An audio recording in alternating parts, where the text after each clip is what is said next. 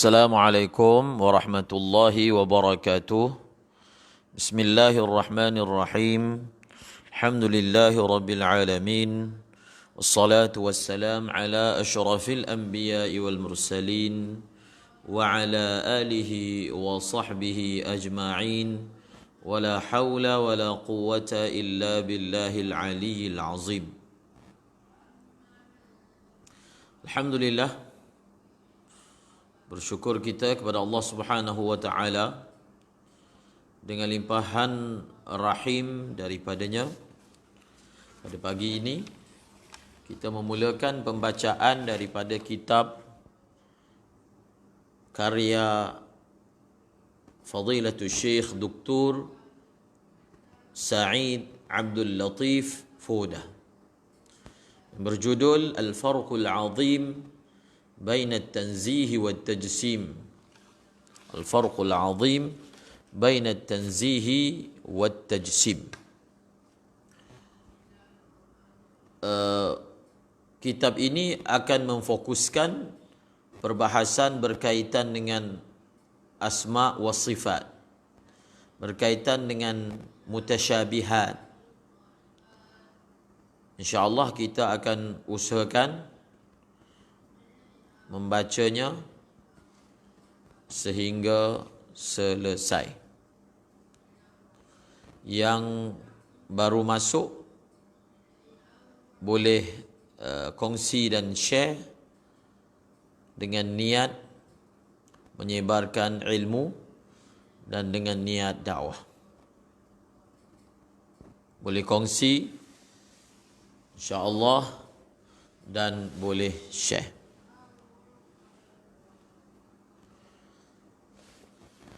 Saya mulakan pembacaan daripada muqaddimah musannif. Mula daripada muqaddimah musannif. Jadi sesiapa yang belum print PDF-nya, maka boleh lakukan insya-Allah pada masa-masa yang akan datang, hari ini dan pengajian yang seterusnya.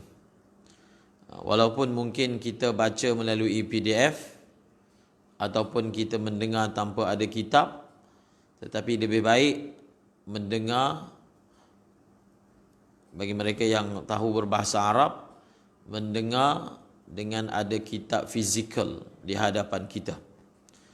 Kerana niatnya adalah manfaat sehingga mati.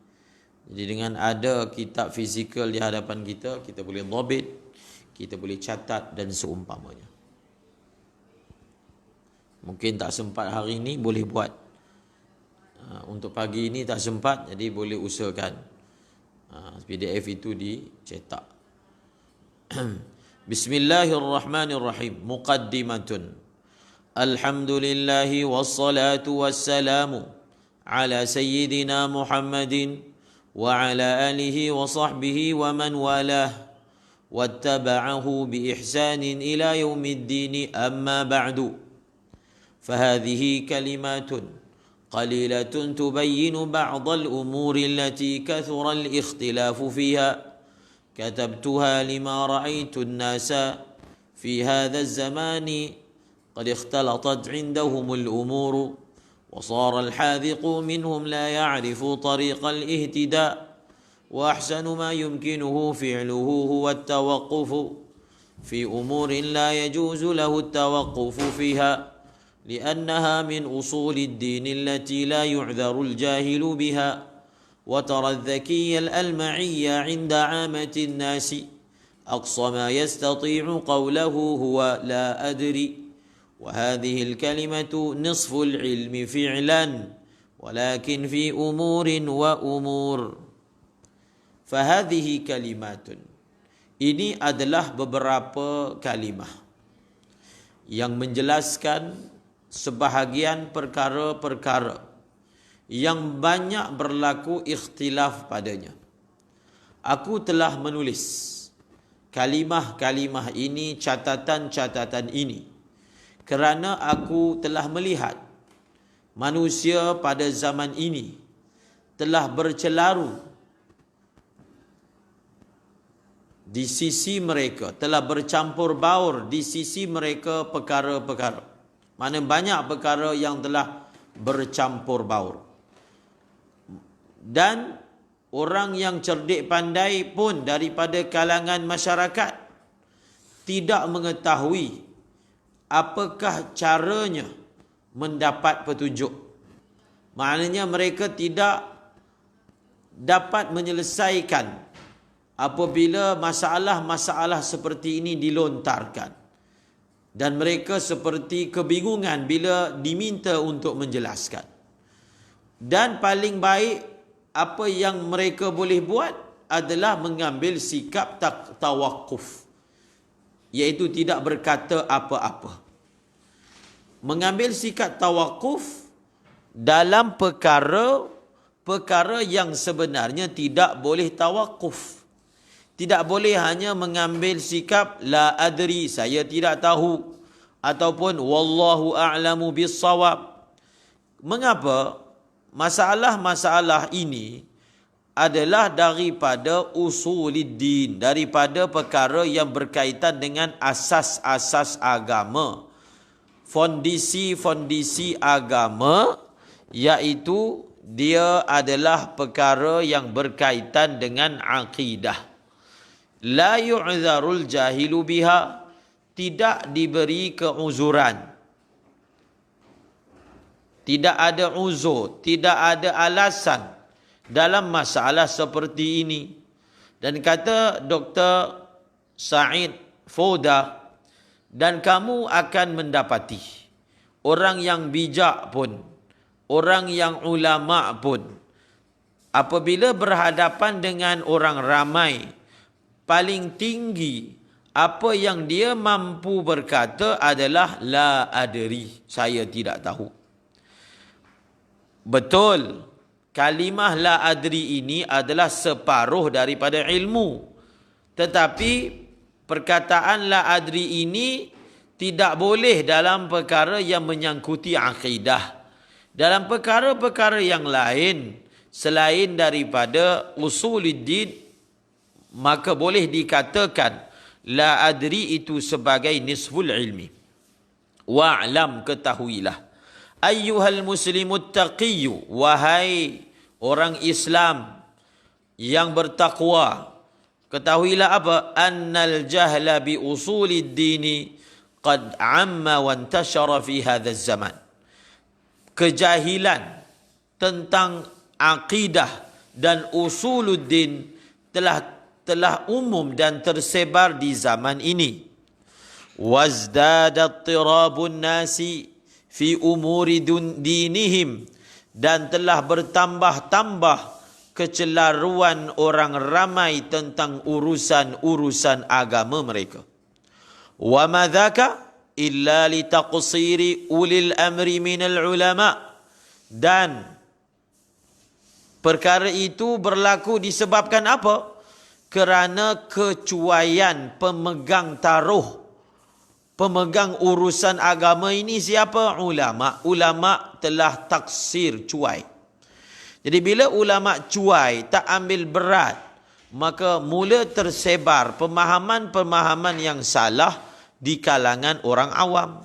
Apatah lagi ulama itu sendiri tidak mampu menjelaskan. Fahaulai lahuna 'anin nasi bi umurin zannu annaha tufidu fi nashri ad-dini wa 'audati sultanihi. Maka ulama-ulama yang sepatutnya memandaikan bangsa sendiri, mereka telah larah, berada dalam kelalaian, sibuk dengan perkara-perkara yang mereka sangka perkara yang mereka menyibukkan diri dengannya itu memberi faedah untuk menyebarkan agama dan mengembalikan kesultanan agama, maksudnya kekuatan agama. Wa ashghalu anfusahum bimaqalatin la tughni min ju'. Para ulama telah menyibukkan diri mereka dengan perbahasan-perbahasan, dengan perkara-perkara yang tidak berfaedah. Wa ghafalu an wazifatihimul ula, dan mereka telah alpa dan lalai daripada tanggungjawab mereka yang utama. Apa dia tanggungjawab mereka yang utama? Wahiya tablighu syu'unid dini ilal khalqi. Tanggungjawab yang pertama dan utama yang telah dialpakan oleh alim ulama adalah menyampaikan urusan-urusan agama kepada makhluk, iaitu kepada manusia. Wa hadza la yatimmu illa bi mukhalatatihim was-sabri ala adahum fi sabilil muhim. Dan perkara ini maksudnya apa? Menyampaikan agama tidak mungkin akan dapat direalisasikan melainkan dengan bercampurnya ulama dengan orang awam, dan bersabarnya ulama dengan segala perkara yang menyakitkan yang dilakukan oleh orang awam terhadap mereka. Fi sabilil muhim. Perkara ini sanggup ditempuh dan ditanggung demi mencapai perkara yang merupakan objektif yang sangat penting, iaitu memperkukuhkan akidah bangsa dan memandaikan mereka. Kama kana yaf'alul anbiya, menanggung kesabaran bagi menyampaikan agama ini bukan perkara yang baru. Dia adalah perkara yang telah pun dilakukan oleh para anbiya.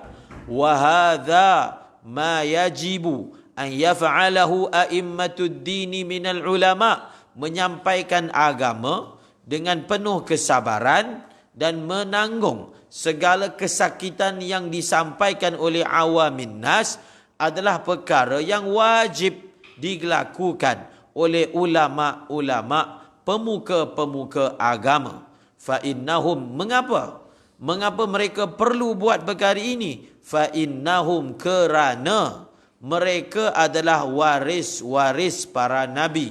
Wal anbiya'u lam yuwarrithu illa ilma, dan para anbiya tidak pernah meninggalkan sebarang pusaka melainkan ilmu. Wa ala man yunassibu nafsahu listihqaqi hadzal mirathi an yaltazima bihaqqihi wa huwa at-tabligh. Dan wajib dan menjadi tanggungjawab orang yang menobatkan diri mereka, orang yang meletakkan jawatan atas diri mereka bagi keberhakan ataupun hak mereka dengan warisan ini. Apabila mereka telah memunculkan diri mereka sebagai orang yang berhak dengan warisan ini kerana mereka ulama yang telah mewarisi ilmu, maka hendaklah mereka yaltazima bihaqqihi, beriltizam dan menjaga hak ilmu itu sendiri. Apakah hak warisan ilmu? Hak warisan ilmu yang kamu dapat hendaklah kamu sampaikan. Walamma ra'an nasu mauqi'al ulama'i farighan. Jadi dengar ini, kenapa tersebarnya kejahilan ataupun akidah menyeleweng sehingga terpasak dalam diri orang awam? Sebabnya lihat, yang tadi telah dinyatakan, sebabnya taksir, ulama cuai dalam menyampaikan agama. Dalam masa yang sama mereka mengajar tapi menyibukkan diri pada perkara-perkara yang mereka sangka memberi manfaat untuk menyampaikan agama dan mengembalikan kekuasaannya, tetapi hakikatnya mereka telah alpa dengan perkara yang lebih penting dan lebih utama. Maka ironisnya, walamma ra'an nasu mauqi'al ulama'i farigha, apabila masyarakat awam melihat ruang kosong ataupun tempat yang sepatutnya diisi oleh ulama itu, tempat itu menjadi kosong. Tak ada yang akan memberi penerangan kepada mereka. Alqaw bi anfusihim baina aidi man nassaba nafsahu lahu wa illam yakun min ahlihi. Maka orang awam mula mencampakkan diri mereka, maknanya mempertaruhkan diri mereka, menyembamkan diri mereka di kehadapan siapa? Mereka dalam keadaan kosong, mencari-cari, tetapi lihat tiada yang daripada kalangan ulama yang benar, lalu mereka telah menyembamkan diri mereka di hadapan orang yang telah menobatkan dirinya untuk ilmu, walaupun dia sebenarnya bukanlah daripada kalangan ahli ilmu. Fadallu tariqahum, lalu orang awam telah sesat dalam jalan mereka di kehidupan dunia.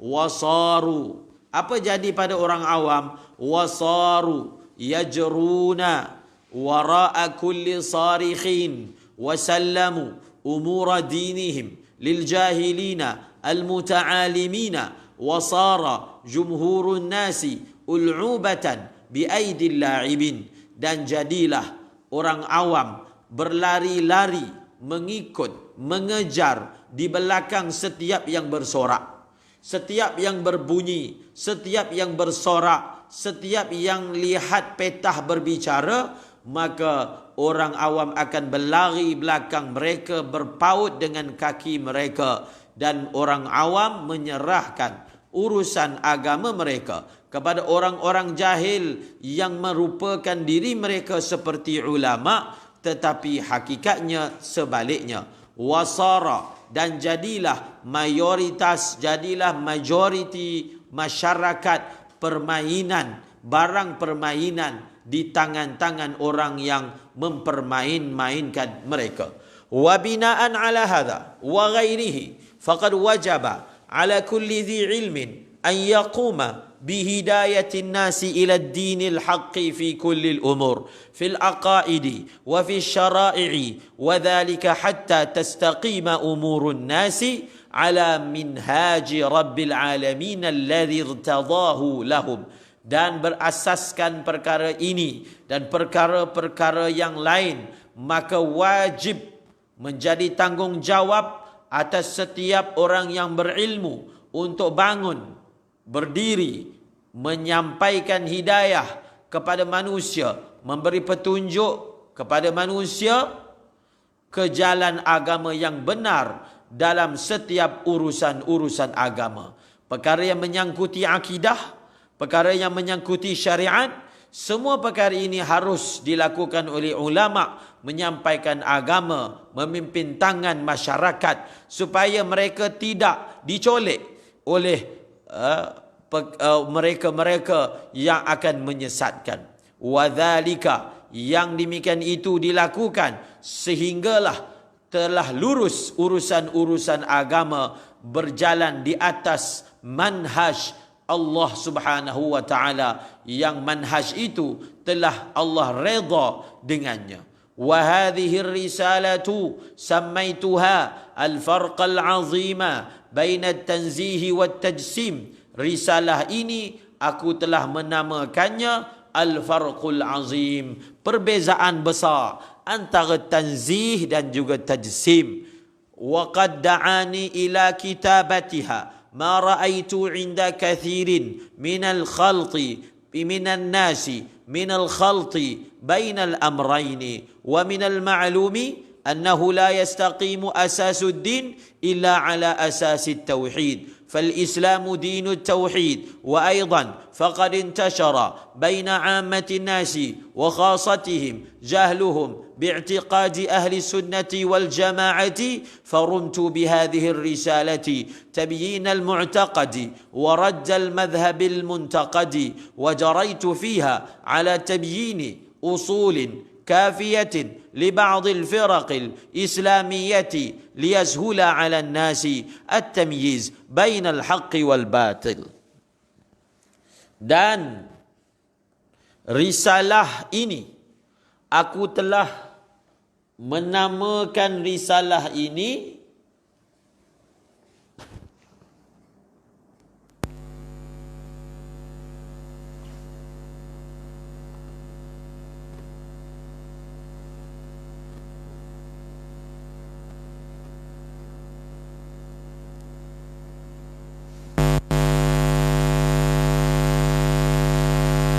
Dan risalah ini aku telah menamakannya dengan nama Al-Farqul Azim baina tanzihi wa tajsim. Wa qad da'ani, telah mendorong aku untuk menulis risalah ini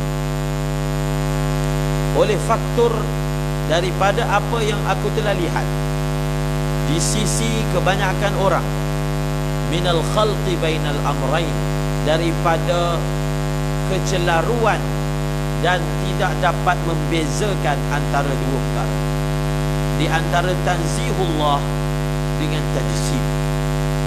Maka Islam ini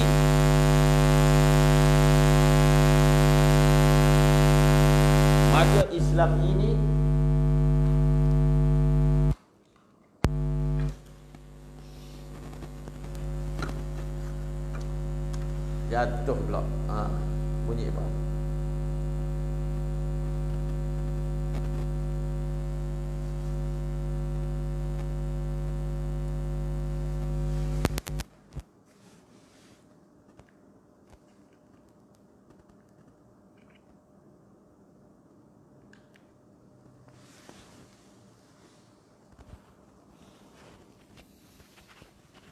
Okey dah suara.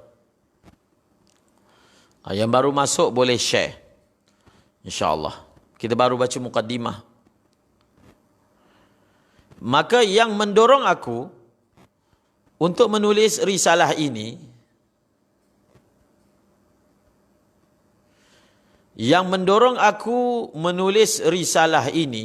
adalah apa yang aku lihat daripada kecelaruan yang telah melingkari orang ramai, tidak dapat membezakan apakah itu tanzihullah dan apakah itu tajsim, sehingga tajsim dan tashbih itu dianggap sebagai akidah. Maka Islam adalah agama tauhid wa aidan, dan juga begitu juga faqad intashara, maka sesungguhnya telah melebar dan tersebar di kalangan orang awam, di kalangan manusia, sama ada di kalangan orang awam dan di kalangan khawas, jahluhum, kejahilan mereka dengan i'tiqad ahli sunnah wal jamaah. Lalu aku telah mensasarkan risalah ini. Farumtu, rumtu ni maksudnya qasadtu, aku telah mengqasadkan dengan menulis risalah ini untuk memberi penjelasan tentang akidah dan menyanggah aliran yang tidak benar. Wajaraitu, dan aku telah mengambil konsep di dalam risalah ini untuk menjelaskan usul-usul yang memadai dan mencukupi. Di dalam risalah ini aku berpegang dan aku berjalan dengan konsep menjelaskan usul yang cukup, yang sempurna berkaitan dengan sebahagian firqah-firqah Islam, supaya menjadi mudah kepada masyarakat dan orang ramai membezakan di antara hak dan batil. Ini dalam mukaddimah. Kita dah selesai mukaddimah, dan sangat penting nasihat daripada Dr. Said Faudah tentang apakah punca. Jadi kita bercakap, kita mengadu tentang itu dan ini.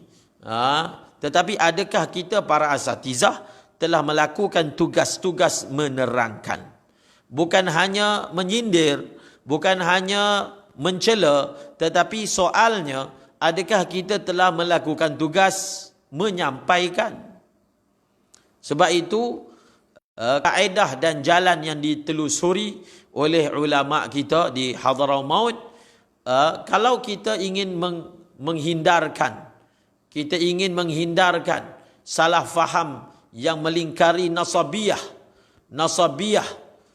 iaitu orang yang tidak menyukai kepada Ahlul Bait, maka ceritakan kelebihan Ahlul Bait.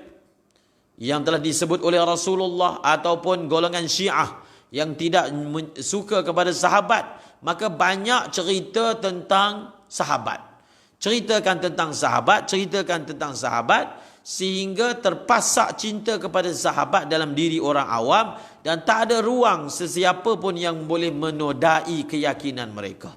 Bukan hanya kita menyebutkan diri dengan sebut istilah itu dan istilah ini, golongan sesat itu dan golongan sesat ini. Kita hanya sebut nama saja. Dan kadang-kadang kita jadi orang yang tolong sebarkan pula, tolong memfamouskan pula. Tidak, kita sibukkan diri kita, terangkan yang betul. Apa dia? Yang betul tu apa? Terang, sebut tu. Jangan banyak sangat sebut nama-nama firqah-firqah tertentu, tetapi dalam masa yang sama kita tak buat kerja terang, tak buat kerja jelaskan apa dia. Tak perlu highlight dan isyaratkan pun tak apa. Kita hanya sebut yang sebenarnya i'tiqad dengan Allah itu macam mana, i'tiqad dengan sahabat itu, terangkan kelebihan sahabat sebanyak-banyaknya. Terangkan kelebihan Nabi, terangkan tentang Allah, sehingga masyarakat ada rasa kebesaran Allah, hebatnya, ketinggian Allah, sehingga mereka tak boleh bayang Allah Subhanahu wa taala itu sama seperti dengan makhluk. Itu kerja yang kurang dilakukan.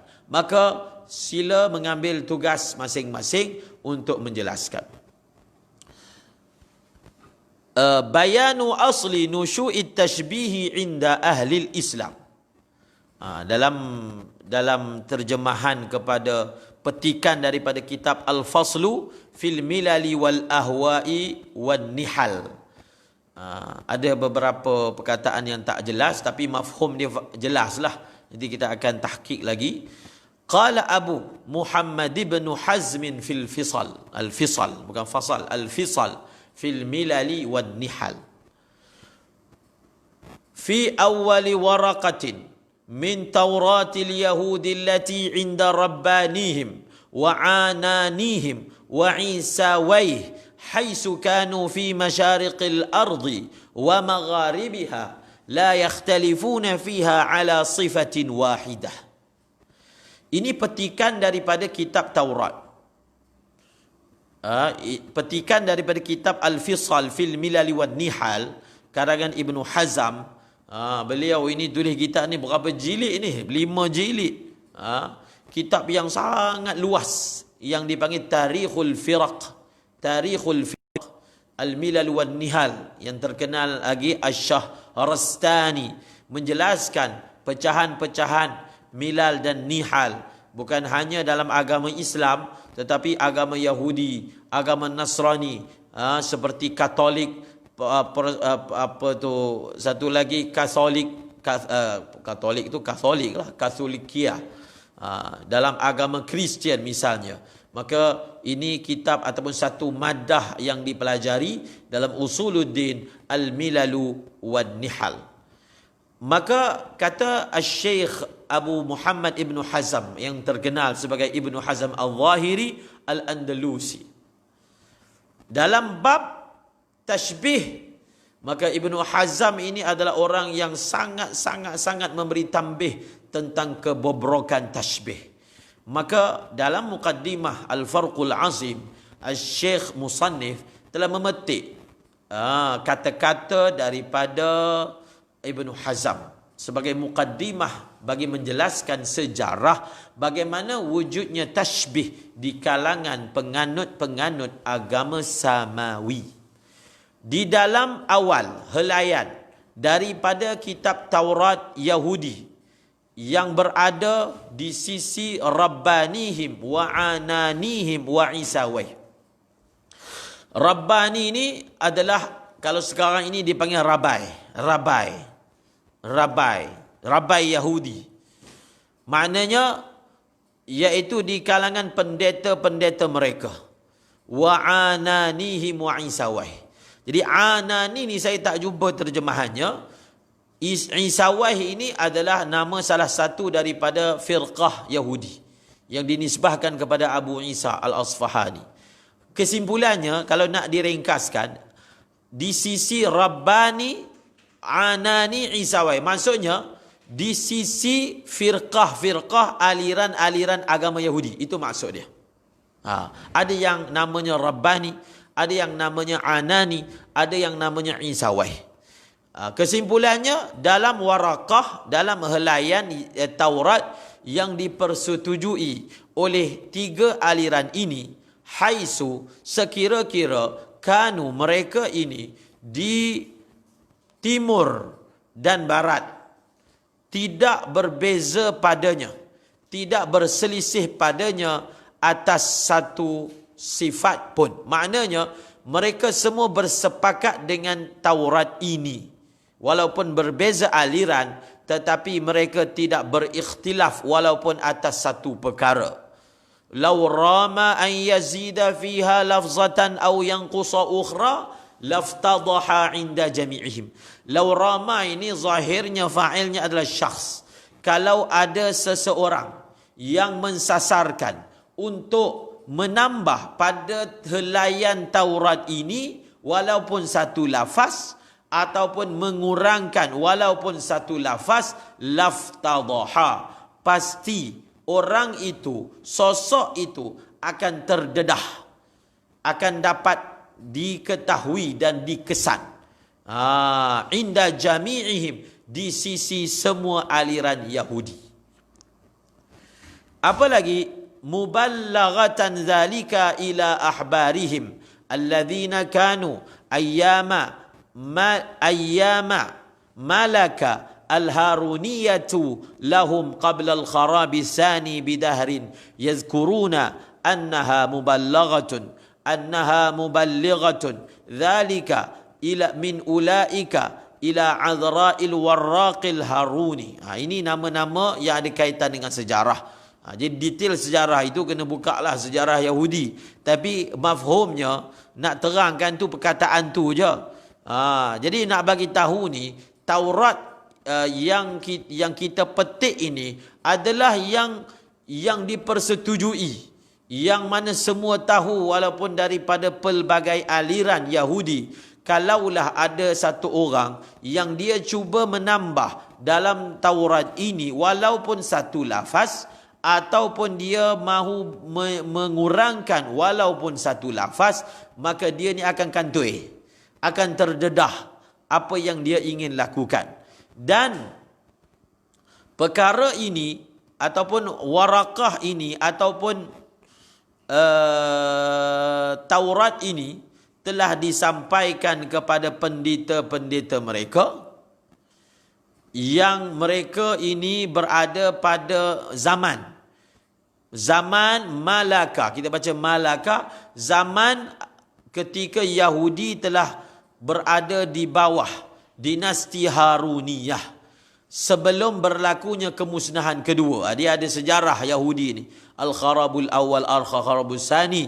Maka sebelum berlaku peristiwa kemusnahan Yahudi yang kedua, maka mereka telah menyebut bahawasanya mereka telah menyampaikan perkara ini daripada pendeta sebelum ini kepada Azra al-Warraqil Haruni. Ini pun zahirnya mungkin ini adalah merujuk kepada nama orang, mungkin raja dia ke. Ini sejarah lah. Nama raja yang memerintah pada ketika itu. Jadi itu bukan poin yang terlalu penting, tapi bagus ditahqiqkan. Lihat sejarah Yahudi. Apa yang ingin Ibnu Hazm al-Zahiri sebut di sini, fafi sadriha, di awal pembukaan kitab Taurat ini ada petikan seperti berikut. Qala Allah Ta'ala isna' bina'a adama ka suratina ka shibhina. Allah Ta'ala telah berkata, telah berfirman, buatlah rupa bentuk Adam seperti bentuk kami, seperti serupa dengan kami. Itu petikannya. Kemudian apa kata Ibnu Hazm? Qala Abu Muhammad Ibnu Hazmin, telah berkata oleh Ibni Hazm, walau lam yaqul illa ka suratina lakana lahu wajhun hasanun. Kalaulah petikan ini hanya berkata kasuratina, maknanya hadis ini pun ada dalam Bukhari, dengan lafaz dicipta Adam seperti surahnya. Kalaulah lafaz itu hanya menyebut kasuratina, ciptalah Adam seperti surah kami, maka masih ada takwil, masih ada wajah yang baik yang boleh dimaknakan. Itu maksud walau lam yakul, kalaulah tidak berkata petikan itu, ataupun seperti yang mereka dakwa Allah yang kata illa kasuratina, kalau hanya ada perkataan kasuratina, maka sudah pasti bagi perkataan ini ada wajah yang baik yang boleh dimaknakan dan ada makna yang sahih. Jadi kalau hanya perkataan seperti rupa kami, seperti surah kami, maka kita ada wajah yang boleh kita takwilkan. Ada makna sahih yang boleh kita maknakan. Apa makna sahih tersebut? Wahwa itu dia kembali kepada setiap daripada wajah hasan dan juga makna sahih. Apa dia?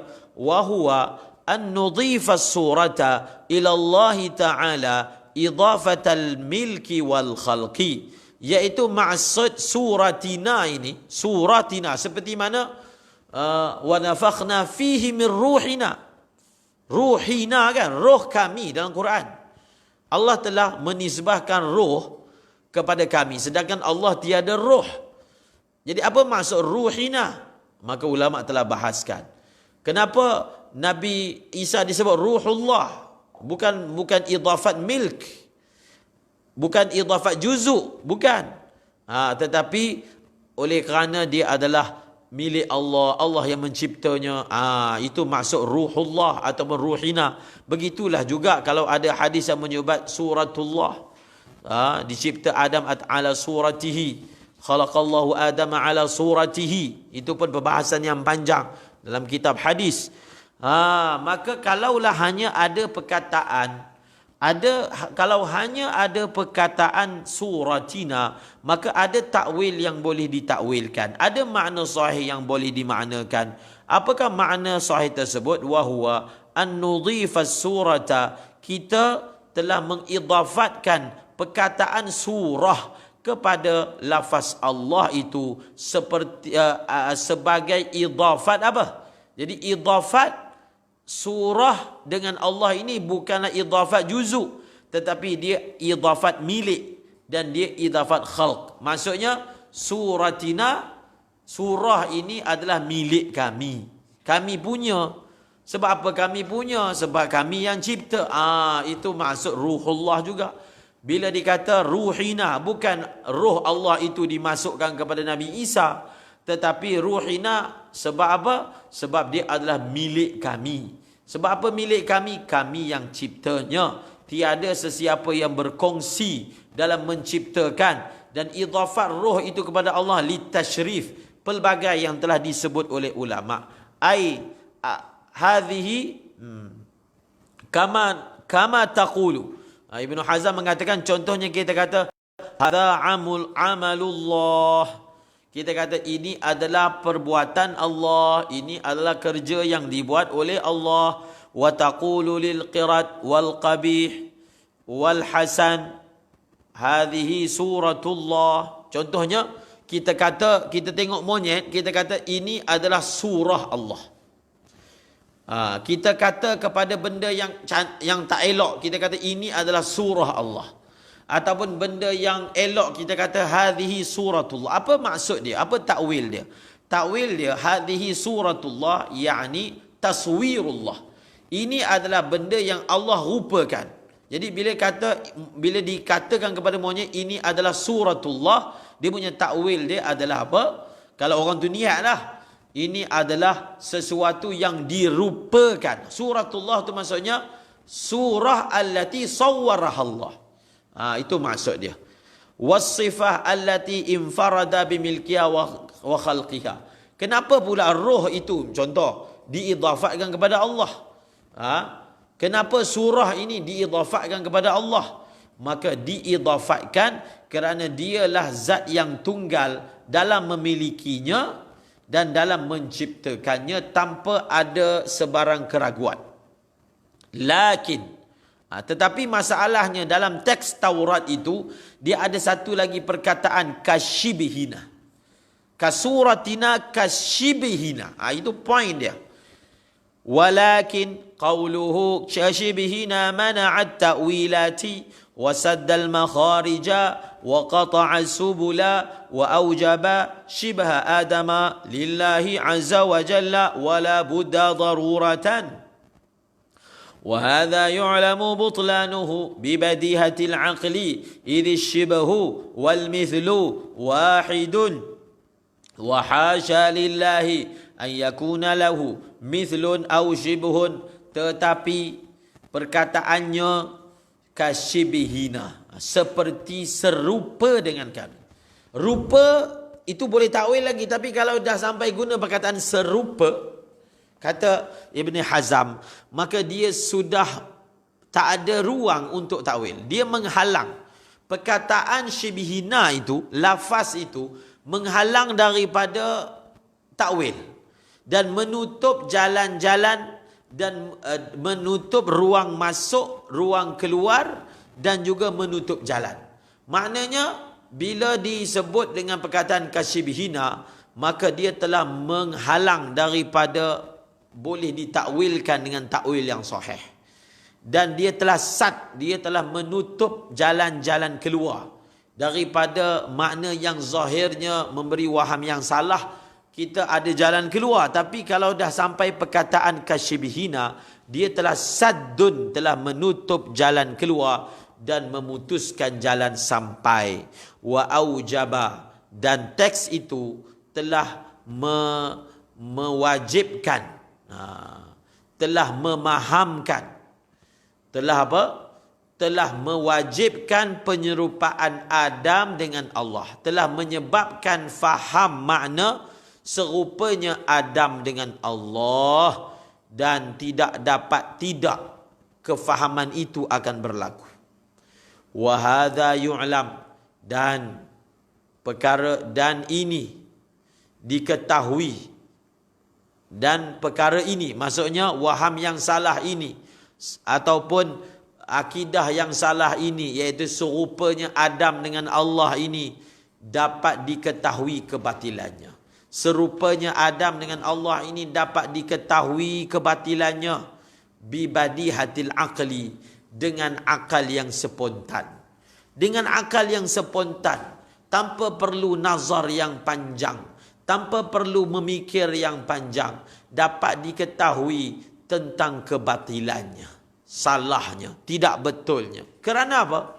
Kerana syibih dengan mithil ini adalah benda yang satu dan sama. Wa hasyalillah, maka Ibnu Hazm telah menutup katanya, jauh sekali Allah Ta'ala itu baginya misil dan baginya syibih. Intaha. Habis. Kemudian kita masuk pula kepada ulasan daripada Asy-Syaikh Sa'id Faudah. Hadza kalamun azimul ma'na, fahuwa yubayyinu anna al-yahuda yaquluna bi anna Allah Ta'ala mithluna fi suratihi fahum mushabbihatun, wa aidan yanussu ala anna hadha al-qawl mardudun aqlan wa naqlan ولا يجوز لمسلم أن يقول به. وقد نص علماء الفرق على أن اليهود هم أصل التشبيه وأنهم قسمان، الأول مشبهة والثاني قدرية. فقال الإمام العلامة أبو المظفر الإسفرايني صاحب كتاب التبصير في الدين بخصوص المشبهة منهم هم الأصل في التشبيه، وكل من قال قولا في دولة الإسلام بشيء من التشبيه قد نسج على منوالهم. فليعلم الذين ينتمون إلى الإسلام ويقولون بالتشبيه بأي فريق يقتدون وإلى أي سلف يرجعون. Kata Syekh Sa'id Faudah, ini adalah perkataan yang maknanya agung.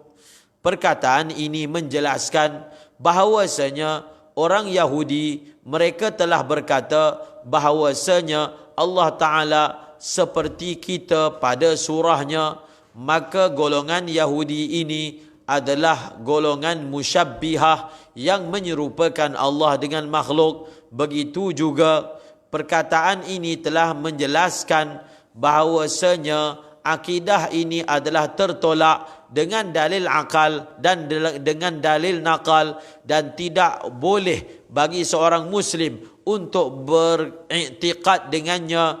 Dan sesungguhnya ulama yang pakar dalam bidang firak telah menyatakan dengan jelas, telah menaskan bahawasanya Yahudi ini adalah golongan yang menjadi asal kepada akidah tashbih. Hum aslut tashbih. Dan golongan Yahudi ada dua puak. Yang pertama musyabbihah, yang kedua qadariyah. Telah berkata oleh Al-Imam Al-Allamah Abul Muzaffar Al-Isfaraini, pengarang kitab At-Tabsir Fid Din, ketika merujuk secara khusus berkaitan dengan musyabbihah daripada kalangan Yahudi, beliau telah berkata, humul aslu fit tashbih. Golongan aliran Yahudi ini adalah punca dan asal bagi aliran tashbih. Dan setiap orang yang berpandangan dan beriktikad dengan iktikad ini di dalam negara Islam, dan setiap orang yang beriktikad dengan iktikad yang ada sedikit daripada tashbih, maka sebenarnya sesungguhnya mereka telah mengikuti, mereka telah berjalan di atas jalan yang sama. Mereka telah mengikuti dengan apa yang telah dilakukan oleh oleh aliran Yahudi yang telah melakukan tashbih. Maka hendaklah mengetahui orang yang menisbahkan diri mereka kepada Islam, maksudnya orang yang beragama Islam, dan dalam masa yang sama mereka berakidah dengan tashbih, hendaklah mereka fikirkan dengan kumpulan mana mereka menjejaki dan kepada salaf mana yang mereka merujuk. Itu mukaddimah ataupun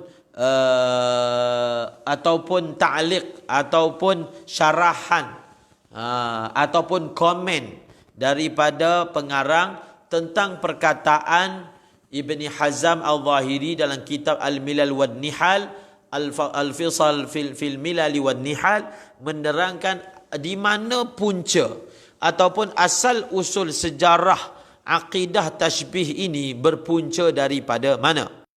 Kemudian tajuk yang seterusnya, awamilu bti'adin nasi anin nahji salimi lamma btada'atil masafatu waz zaman bainan nasi wa baina nahji sahabati ولما قل تأثرهم بنور النبوة صارت الشبه تتوارد عليهم وصار بعضهم يتصور إلهه على صورة إنسان كما يوحي إليه خياله وخيال شيطانه واختلف الناس في هذه الأمور باختلاطهم مع أهل البلاد المفتوحة مثل المجوس في فارس والهنود وغيرهم من الأقوام وصار اليهود والنصارى وغيرهم من أصحاب الملل والنحال وأصحاب المذاهب والآراء يعملون عملهم ويؤثرون في عقول السذج من المسلمين فصار الغبش يحوم على عقائد العوام. Tajuk ini ada kita sentuh juga dalam pembacaan kita, iaitu awamil, faktor-faktor yang menyebabkan masyarakat jauh daripada jalan yang betul, daripada akidah yang betul. Dan kita juga telah terangkan dalam pembacaan kita bagi kitab Al-Idah berkaitan dengan apakah faktor, apakah hajat dan darurat yang dilihat oleh khalaf sehingga mereka mengambil metodologi takwil. Lihat apa yang disebutkan di sini. Apabila jarak dan masa telah menjadi jauh di kalangan orang Islam, di kalangan orang Islam dan di antara orang Islam dan di antara jalan sahabat. Maksudnya apabila orang Islam telah terpisah dan telah berada jauh daripada segi jaraknya, tempat tinggal mereka, daripada segi masanya, mereka telah telah berada di zaman yang jauh daripada zaman sahabat ataupun yang jauh daripada tempat sahabat, dan mereka telah dipisahkan oleh jarak dan zaman di antara mereka dan juga di antara nahaj ataupun manhaj sahabah. Dan apabila telah berkurangan mereka itu mendapat kesan daripada cahaya nubuwah, maka jadilah kekeliruan dan syubhat datang kepada mereka. Sebahagian daripada orang Islam mula menggambarkan Tuhannya atas rupa manusia, seperti mana yang disampaikan oleh imajinasi mereka dan imajinasi yang telah disampaikan oleh syaitan mereka.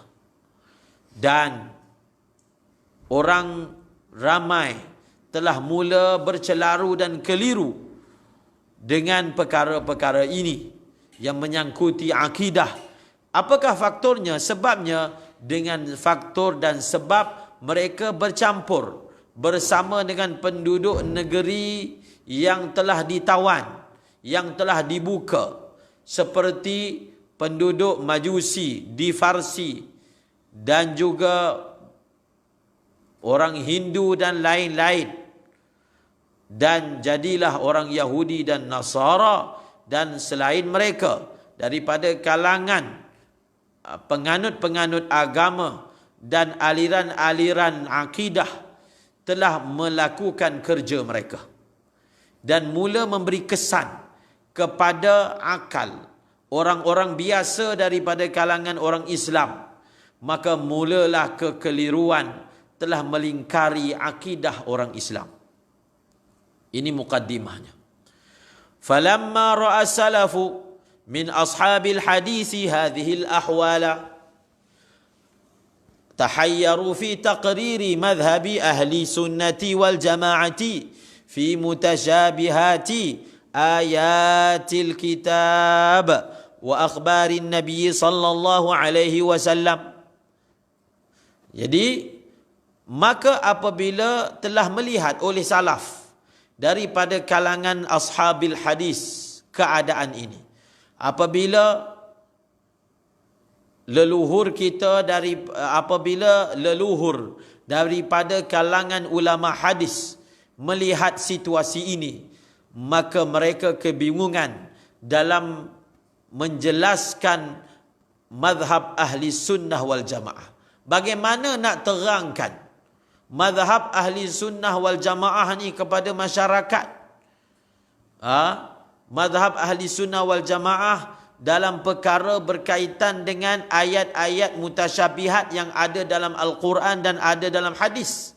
Maka bagaimana cara nak takrir?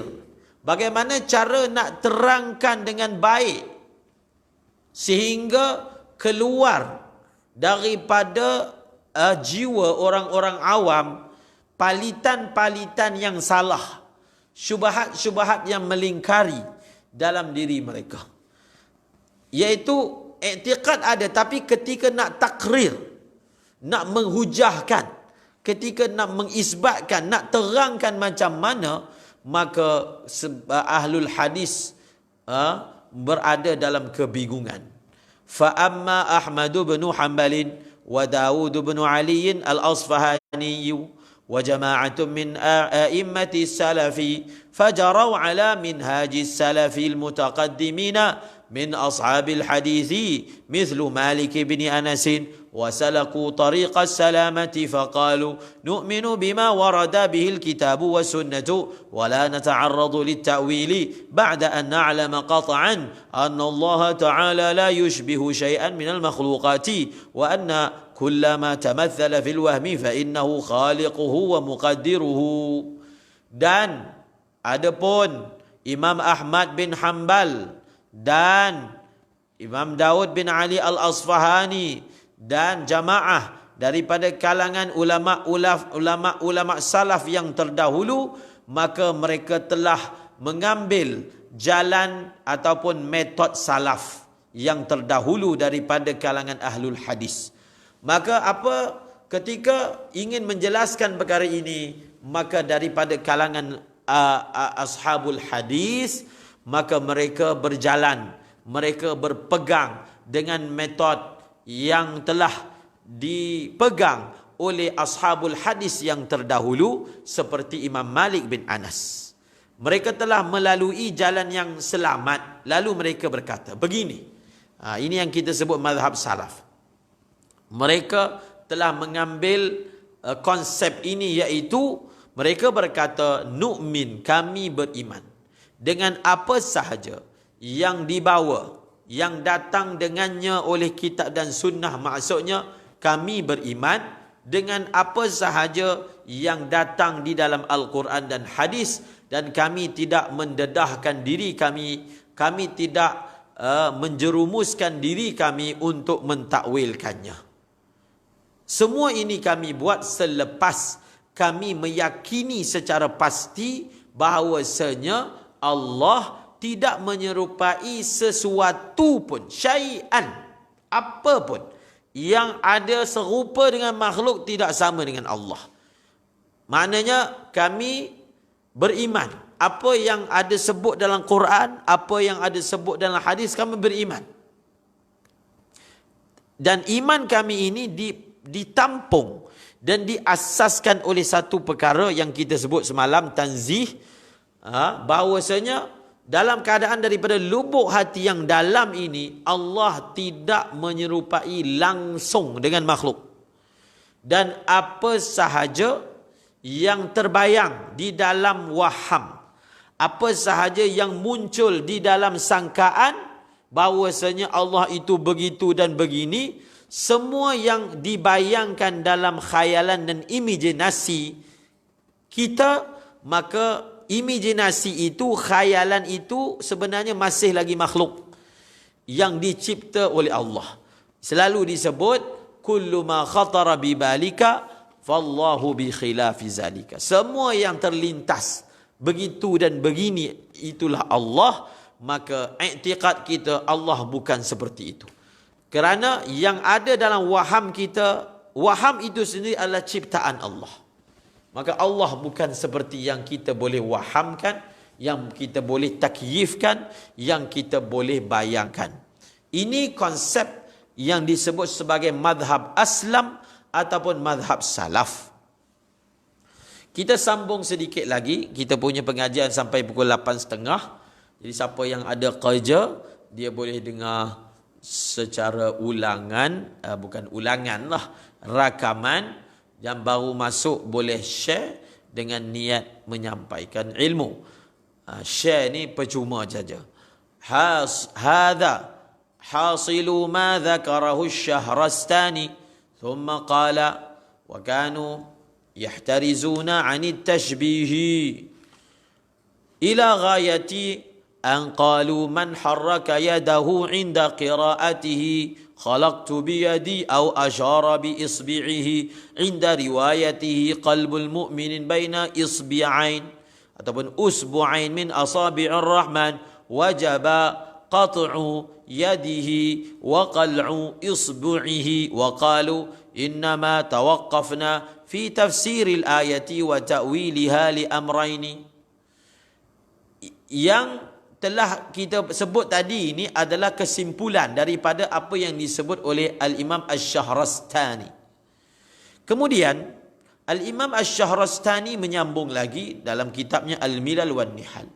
Mereka leluhur salaf sangat menjauhkan diri daripada tashbih, sehingga sampai tahap mereka berkata, ini salaf yang begitu bersungguh-sungguh menjauhkan diri daripada tashbih, sehingga mereka berkata, man, sesiapa yang dia gerakkan tangan dia ketika dia baca ayat khalaqtu biyadi, siapa yang dia semasa dia baca ayat ke baca hadis yang ada lafaz aku telah cipta Adam dengan tanganku.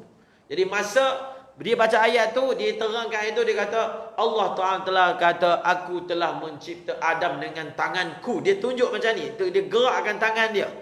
Ataupun ketika dia baca hadis, hati manusia, hati orang mukmin di antara dua jari daripada jari-jari Ar-Rahman. Semasa dia baca hadis ini, dia buat macam ni. Hati mukmin di antara dua jari, dia gerak-gerakkan jarinya. Ketika dia membaca hadis ini, maka apa kata sebahagian salaf? Wajib potong tangannya dan cabut jarinya. Dan mereka berkata, mereka ini maksudnya leluhur salaf, innama, sebab kami tawakuf, kami diam, kami tawakuf, kami mengambil sikap tawakuf ketika mentafsirkan ayat dan mentakwilkannya. Faktor kami berlaku demikian itu ada dua faktor, ada dua perkara, ada dua sebab. Kenapa kami ini tidak tafsirkan dan kenapa kami tidak takwilkan? Ada dua faktor.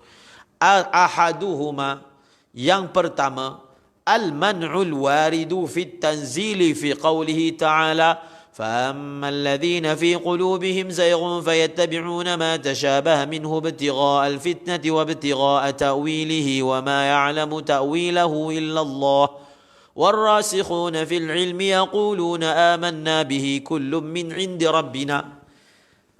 Ini kita kena faham. Semalam kita sebut apakah faktor ulama-ulama takwil. Ini dengar pula. Apa faktor-faktor salaf dia tak nak takwil. Ingat balik semalam, masalah ini adalah mas'alatun ijtihadiyatun, mas'alatun fiqhiyatun ijtihadiyah. Dua sebab kami tak nak tafsir, kami tak nak takwil. Yang pertama, yang kami faham. Yang pertama ialah larangan yang datang dalam Al-Quran. Yang disebut di dalam firman Allah, adapun orang yang di dalam hatinya ada terpesong, mereka akan mencari-cari perkara-perkara yang keliru daripada Al-Quran, dan maksud mereka adalah ingin menimbulkan fitnah dan ingin memesongkan maknanya. Dan tidak ada sesiapa yang mengetahui takwilnya melainkan Allah. Adapun orang-orang yang ilmunya mendalam, mereka hanya berkata kami beriman dengan ayat ini dan semua ini datang daripada Allah. Lalu kata salaf, kami menjauhkan diri daripada takwil. Wasani, sebab yang kedua, anna at-ta'wila amrun maznunun bil ittifaq wal qawla fi sifatil bari ta'ala bil dhanni ghairu jaiz farubbama awwalna al-ayata ala ghairi al-murad al-bari ta'ala fawaqa'na fi az-zayghi bal naqulu kama qala ar-rasikhuna fi al-ilmi kullun min 'inda rabbina آمنا بالظاهر وصدقنا بباطنه ووكلنا علمه إلى الله تعالى ولسنا مكلفين بمعرفة ذلك إذ ليس من شرائط الإيمان وأركانه. قال الشهرستاني واحتاط بعضهم أكثر احتياط حتى لم يقرأ اليد بالفارسية ولا الوجه ولا الاستواء ولا ما ورد من جنس ذلك بل إن احتاج في ذكر إلى عبارة عبر عنها بما ورد لفظا بلفظ فهذا هو الطريق السلامة وليس هو من التشبيه بشيء. Ingat dalam kitab Idahud Dalil kita belajar tentang apakah wajah tarjih takwil. Di sini kita belajar wajah tarjih tafwid. Masing-masing adalah perbezaan dalam metod berinteraksi dengan ayat sifat. Yang kedua, sebab apa kami tak nak takwil? Sebabnya adalah takwil ini adalah perkara yang zanni secara ittifaq. Mungkin yad itu bukan makna kudrah, ada makna lain. Dia adalah perkara yang zanni. Zanni, point dia. Dan bercakap tentang sifat Allah dengan sangkaan ini tak boleh.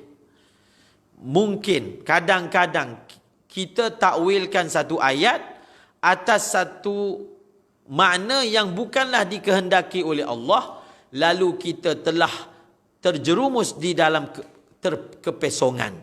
Bahkan kami mengambil konsep dan kami berkata, seperti mana orang yang rasikh dalam ilmu telah berkata, kullu min inda rabbina.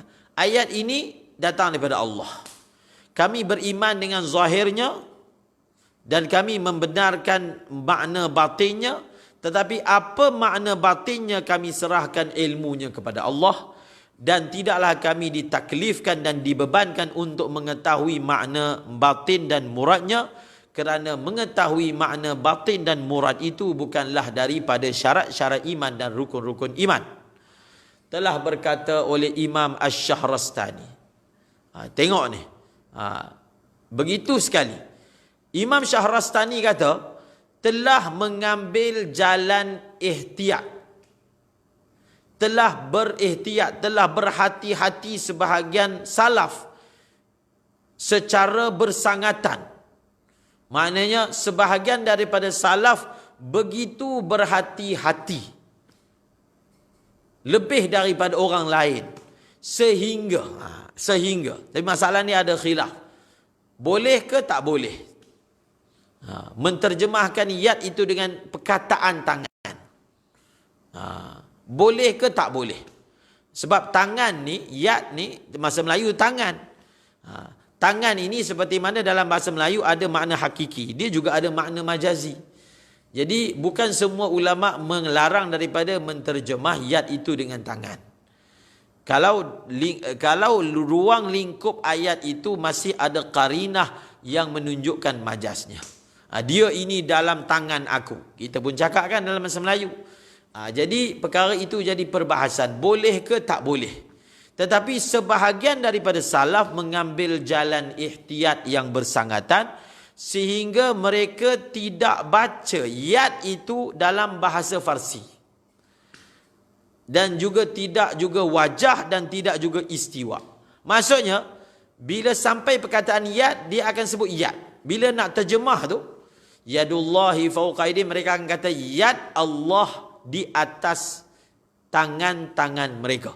Yad itu tak terjemah.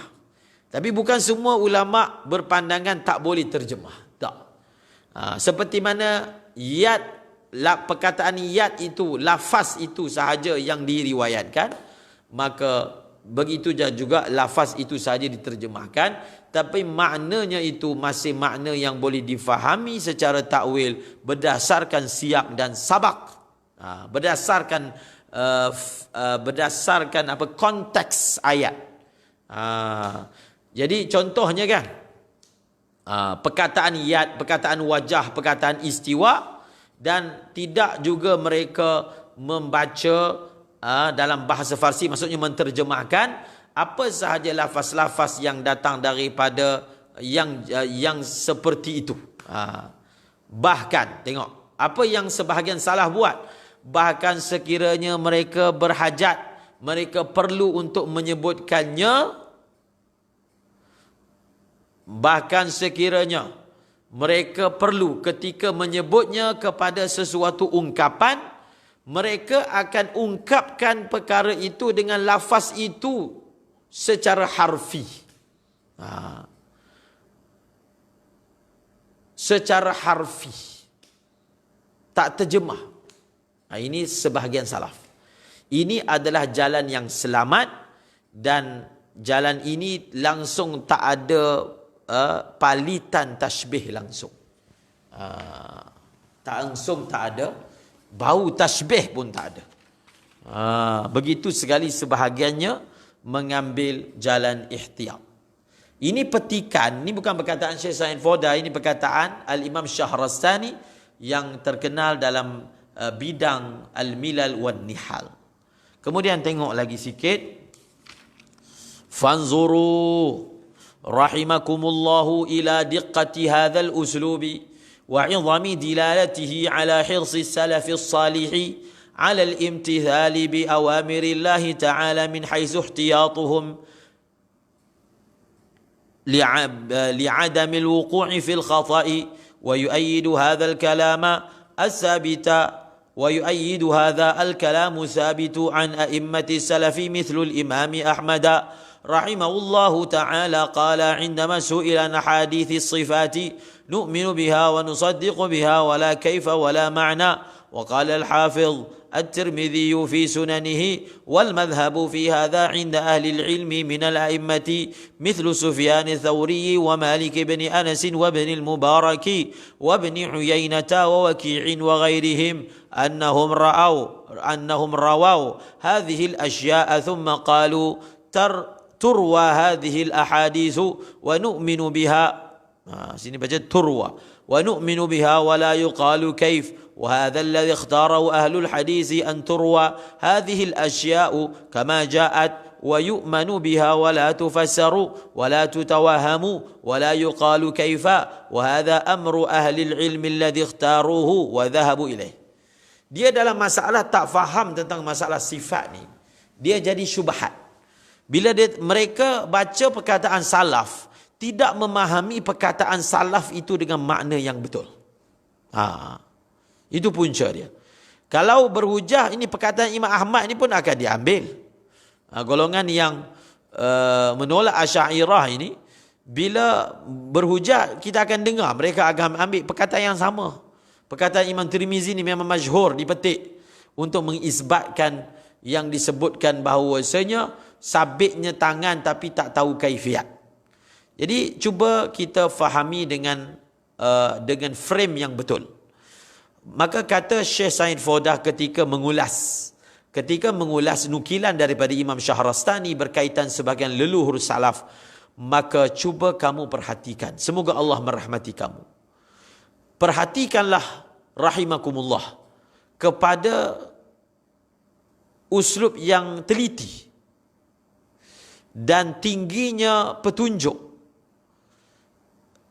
yang memberi indikasi kepada kesungguhan salafus salih, leluhur kita, untuk menjunjung perintah-perintah Allah dari sudut sikap berhati-hatinya mereka, supaya mereka tidak terjerumus dalam salah. Menyokong perkara ini kalam yang sabit, perkataan yang sabit daripada ulama-ulama salaf seperti Imam Ahmad bin Hanbal. Ada dua nukilan yang dibawa di sini. Pertama, riwayat daripada Imam Ahmad bin Hanbal. Yang kedua, riwayat daripada Al-Imam Tirmizi. Fahami dengan baik nas ini. Telah berkata oleh Imam Ahmad bin Hanbal ketika beliau ditanya tentang hadis-hadis yang ada sifat, yang ada sebut tentang yad, yang ada sebut tentang ain, yang ada sebut tentang mungkin syakhs dan seumpamanya. Apa kata Imam Ahmad bin Hanbal? Nu'minu biha. Kami beriman dengannya. Wa nusaddiqu biha. Dan kami membenarkannya. Wala kaifa wala ma'na. Ini yang maksud tafwid.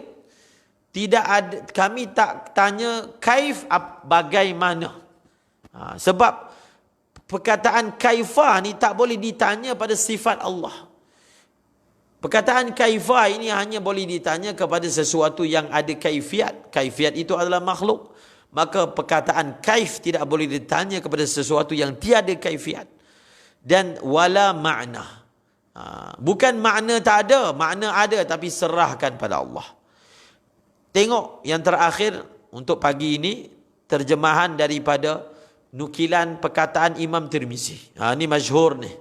Ini masyhur. Imam Tirmizi ketika membahaskan ayat hadis yang ada sebut ayat sifat, hadis sifat, maka kata Imam Tirmizi, dan mazhab dalam masalah ini, iaitu masalah sifat, di sisi ulama, di sisi ahli ilmu daripada kalangan ulama seperti Sufyan Tsauri, ini semua salaf ni, Malik bin Anas, Ibnul Mubarak, Ibnu Uyainah, ulama hadis, Waqi' bin Jarrah dan lain-lain. Jadi manhaj mereka ataupun pegangan mereka dalam perkara seperti ini, apa yang mereka lakukan? Annahum, mereka meriwayatkan perkara-perkara ini. Maksudnya hadis-hadis yang ada sifat ini mereka tak akan simpan, tak akan tutup, tak akan sembunyi. Mereka akan riwayatkan sebagai menunai amanah ilmu. Tetapi mereka akan kata, tengok bagaimana salaf berinteraksi. Adakah salaf ini menjisimkan Allah, menyerupakan Allah, ataupun kamu telah buat benda yang lebih daripada salaf buat? Salaf, kalau ada hadis tentang sifat, kita riwayatkan sebagai menunaikan amanah riwayat. Jadi mereka akan kata apa? Turwa. Ini Imam Tirmizi yang menjelaskan konsep salaf. Diriwayatkan hadis-hadis ini. Diriwayatkan. Kalau tak diriwayatkan, kita dah dipanggil kitman, menyimpan, menyusup, menyembunyikan ilmu. Diriwayatkan hadis-hadis ini. Poin yang pertama. Wa nu'minu biha. Kami beriman dengannya. Kami beriman. Ini datang daripada Allah. Walaupun kami tak faham, tapi ini datang daripada Allah. Dan tidak ditanya soalan kaif. Nampak Imam Tirmizi kata apa? Nu'minu biha. Kami beriman dengannya. Dan tidak ditanya kaifa. Apa dia? Wa hadha alladhi ikhtarahu ahlul hadis. Inilah yang telah dipilih oleh ulama hadis. Apa dia? Anturwa hadhil asya', diriwayatkan perkara-perkara ini seperti mananya datangnya ia. Wa yu'manu biha, diimani dengannya. Wala tufassaru, dan tidak ditafsirkan. Ini tafwid yang betul. Kalau hanya kata yad tu makna tangan, tapi kita tak terangkan rupa tangan tu macam mana, itu bukan makna tidak ditafsirkan. Memaknakan yad itu dengan tangan itulah tafsir. Itu bukan salaf punya kaedah. Salaf ni tafwid mahdhun. Kita beriman perkataan yad datang dalam Al-Quran. Apa maknanya kita tak sebut. Bukan apa kaifiatnya kita tak sebut. Makna kita sebut tapi kaifiat tak sebut. Itu dipanggil berlindung dengan kaifiat, dengan bila kaif. Kami dan tidak ditafsirkan dan tidak diwahamkan. Tak diwahamkan tu maksudnya kita tak ada nak imajinasi, tidak diimajinasikan, dan tidak ditanya bagaimana. Oh, bagaimana? Ain. Dia nak tanya bagaimana. Jadi perkataan bagaimana tidak boleh ditanya kepada sesuatu yang dia tidak ada kaifiat. Kaifa ini hanya sah ditanya untuk sesuatu yang boleh ditasawurkan ada kaifiat padanya. Sedangkan kaifiat juga adalah makhluk, dan Allah Ta'ala suci dan bebas daripada menyerupai makhluk. Wahadha, kata Imam Tirmizi, ini adalah perkara yang telah dipilih oleh ulama dan mereka berpegang dengannya. InsyaAllah kita akan sambung lagi. Kita akan sambung bagi menjelaskan keprihatinan salaf, ihtiyat mereka dalam tashbih. Jadi kita cuba menginsafi betul-betul yang mengatakan kita mengikut salaf. Menginsafi betul-betul adakah apa yang kita iktikadkan kepada Allah berjisim itu, itulah yang dikehendaki oleh salaf, ataupun mereka telah mengupayakan iman mutlak. Dah jadi unsur ta'abbud dalam perkara ini, dalam perkara seperti ini. Baca baik-baik nukilannya, apa perkataan, apakah yang dimaksudkan dengan wala yuqalu kaif, apa yang dimaksudkan wala tufassar, apa yang dimaksudkan wala tutawaham. Maka dua nukilan ini sebagai sebahagian daripada nukilan daripada salaf, dan kita masih lagi menjelaskan mazhab salaf, dan akan disebutkan supaya jangan terkeliru antara yang dipegang dan diiktikad oleh salaf, dan itulah sebenarnya tanzih dengan apa yang diiktikad oleh sebagian orang yang mereka menyangkanya salaf, Mereka menyangkanya tanzih, tetapi telah terjebak kepada tashbih dan telah terjebak kepada tajsim. Wallahu a'lamu bis-sawabi wa ilaihil marji'u wal ma'ab. Jadi sebelum kita tamatkan, yang belum share, kita share dengan niat dakwah.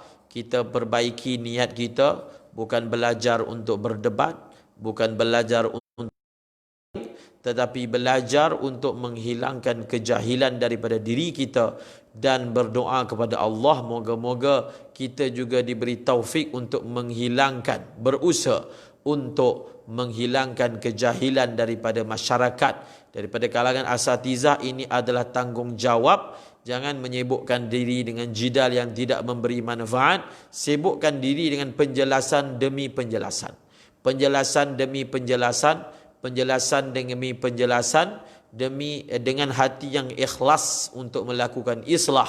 Maka Allah Subhanahu wa taala akan memberi hidayah dan petunjuk insya-Allah tabaraka wa taala. A'udzu billahi minasyaitonir rajim. Bismillahirrahmanirrahim. Qul huwallahu ahad, Allahus samad, lam yalid wa lam yulad wa lam yakul lahu kufuwan ahad. Katakanlah, dialah Allah yang esa.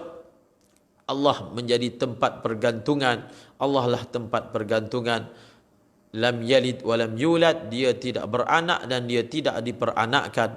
Wa lam yakul lahu kufuwan ahad, tiada sesuatu pun yang setara dengannya. Wallahu a'lamu bis-shawab. Subhanallahi wa bihamdihi, subhanakallahumma wa bihamdika, asyhadu an la ilaha illa anta, astaghfiruka wa atubu ilaika. InsyaAllah hari ini pun kita akan ada baca kitab Idah. Tengoklah bila ada mood saya bacalah. Tunggulah bila-bila masa dia on, maka adalah. Mungkin siang ni pun ada, malam ni pun ada. Wallahu a'lam bishawab.